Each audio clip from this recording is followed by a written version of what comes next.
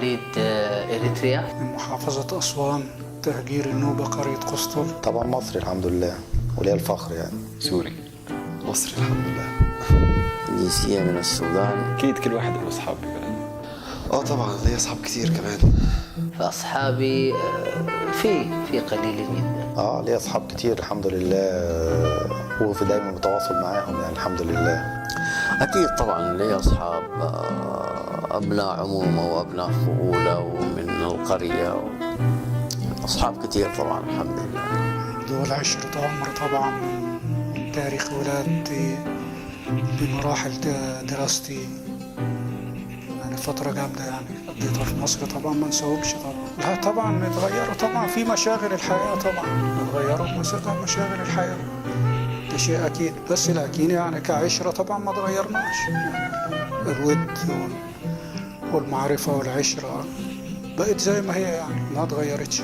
كل شيء تغير، عشان هيك بتشوف ما عاد التقينا بهذا التقاطع اللي بيلتقوا فيه الأصدقاء، قليل ما نلتقى فيه. أنا أحس إن هم تغيروا وهم ممكن يحسوا إن أنا تغيرت. يعني في اللي تغير وفي اللي ثابت عليه انه يعني ما نساك، يعني لم ينساك ابدا. اكيد البعد هو السبب يعني، اكيد الغربه هي السبب يعني. هو بيحس ان انت بعيد عنه مهما كان، بيسلم عليك وانت حبيبي وازيك وكل شيء. بس لو فكرنا شويه هنلاقي ان كله بيتغير بحكم الحياه، هي الحياه اللي بتغيرنا غصب عننا. انا نفسي اتغيرت، في حاجات كتير فيها اتغيرت. اهلي، والدي، والدتي، صحابي كلهم بيقولوا لي انت في حاجات كتير فيك اتغيرت، وهم نفس الكلام برضه، هم بالنسبه لي متغربين عني، فهم برضه اكيد اتغيروا. الحياه بتغير، ما تسيبش حد في حاله يعني. الزمن اللي هو اجبر الناس على انه تلهس وراء لقمه العيش، فاشياء كثيره سقطت في نصف الطريق يعني. لحتى اطور ذاتي، لحتى نجمع فلوس، لاكثر من سبب، بس اهم شيء المستقبل يعني يكون افضل. زمان ما كانت غربتنا غربة المال أو عشان نحصل وضعنا أو كذا، أشياء بسيطة كانت تكفينا يعني. حياتنا تقريبا حياة بسيطة جدا، بس ما كان في أمن. يعني هاجرنا عشان يعني أنا مثلا خالي توفى في الحرب،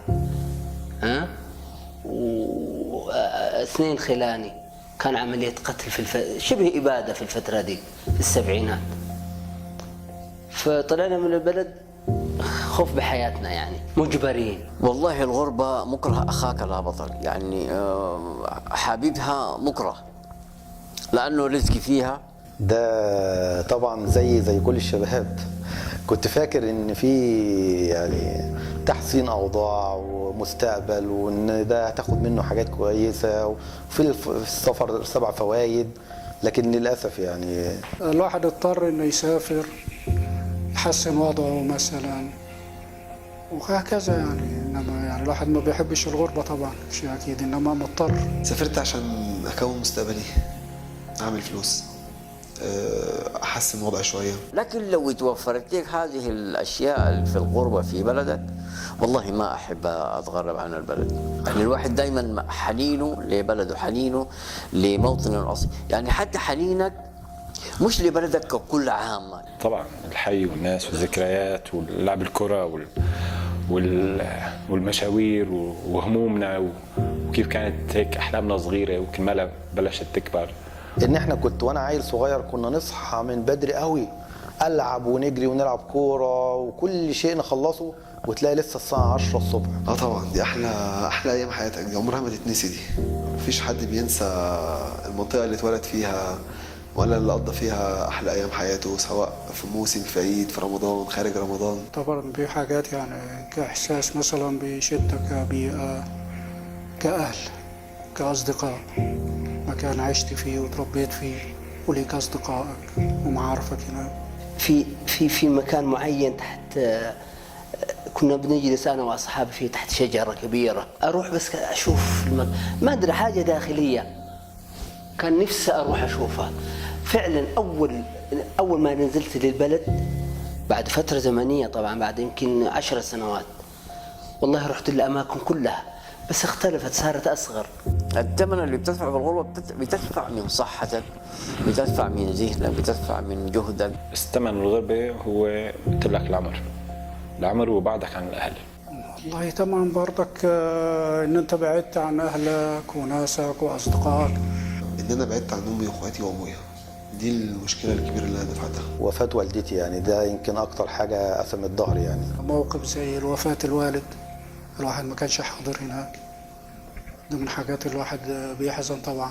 واحد من أصدقائي بالحرب يعني خلال الفترة الماضية، وصعب كتير تلاقي إنه واحد من أصدقائك القدامى ببلدك بمكانك إنه توفى فجأة وأنت ما بتعرف شلون. معقول أنت اللي عشت معه كل أيامك، معقول اللي عشت معه أيام المدرسة، أيام الحارة، أيام الكذا، تشوفه توفى وتشوفه بعينك إنه توفى على النت وعلى الفيسبوك وعلى هاي. فعلا حزنت وبكيت يمكن. كان وفاة واحد صاحبي من أعز أصحابي في الكلية. هو الميزة إن إحنا كنا بنحب بعض في الله، يعني ما كانش في بينا حتى مصالح مشتركة أو أي حاجة. فاليوم ده كان راجع وعمل حادثة على الطريق فتوفى في ساعتها. الخبر ده أنا لما سمعته كنت بتمنى إن أنا أكون في مصر بس عشان أصلي عليه، لأن اليوم ده كان يوم صعب بالنسبة لي يعني. الواحد أقل حاجة حرم من والده، ولما رحمة الله عليه الله يرحمه ويغفر له، يعني الواحد يتوفى الوالد وهو بعيد عنه، لم يحظى بالنظرة الأخيرة وتوديع الجثمان. فدي كان يعني النقطة، يعني الغربة تأثيرها هنا يعني قاتل كارثي. اللي سبقونا اللي جايين لهم 30 ولهم 25، في ناس هنا بالمناسبة يعني جات شباب وهرمت وماتت هنا في حد. كانوا بيفتكروا انه لما الواحد يكون جاي مثلا شباب ورجع يتزوج وكون اسره وبتاع، ولما العيال دخلوا الجامعات قالوا خلاص انه ايش نبدا نروح البلد عشان نكون قريبين للعيال. فلما مشوا هناك واصطدموا بالواقع وزياده المصاريف وزياده هناك، قالوا يبقى الغربه يا داب بدت الغربه، اذا خلينا نرجع نشوف طريقه عشان نخلي العيال تستكمل مراحل تعليمها. فأتمنى في الأخير لما أرجع أكون كبير في السن ماسك عصاية وماشي. في نهاية عمري أحب أندفن في وطني. يمكن كل سنة بقول أنا هنزل السنة دي وتبقى آخر سنة ليه، وللأسف مش عارف أخد القرار. والله لحد دلوقتي الواحد ما فكرش أبدا عملية العودة إلا غير ما تستقر الأوضاع مثلا هناك، والواحد ينزل مثلا على اقتناع إنه يقدر يعيش مثلا، يرجع لطبيعته كده. إن شاء الله بإذن الله هرجع، وإن شاء الله مش هطول هنا.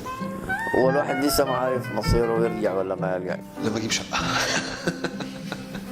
احنا في عندنا سبب انه الاوضاع بسوريا هي اللي عم تفرض هذا الشيء، او هي حجه هاي او الشماعه اللي عم نحكي عليها. بس ما بعرف حتى لو رجعت سوريا مثل قبل اني ما بعرف امتى ارجع. الرجعه بدون تحقيق الهدف اللي انت اساسا جاي له بتبقى ضربة وجه. مجموع الغربة عموما يعني تقارب 20 سنة. ولسه الموضوع ماشي. دي السنة الثامنة إن شاء الله، يعني بقالي كده 8 سنين بالظبط. تقريبا بتاع 31 سنة. 3 سنين و3 شهور. 33 سنة. 3 سنين. وانت خارج بلدك تشعر كأنك غريب، كأنك بلا أهل، كأنك بلا وجود، كأنك يعني كأنك هعمل مكان جديد جوا الوطن، ألملم فيه كل المشاعر، كل الصحاب، كل الروايح، وكل نفس، وكل مكان عديت عليه، وكأني باخد كل ذكرى، حين المغادرة، حين الوصول، حين المغادرة، حين الوصول.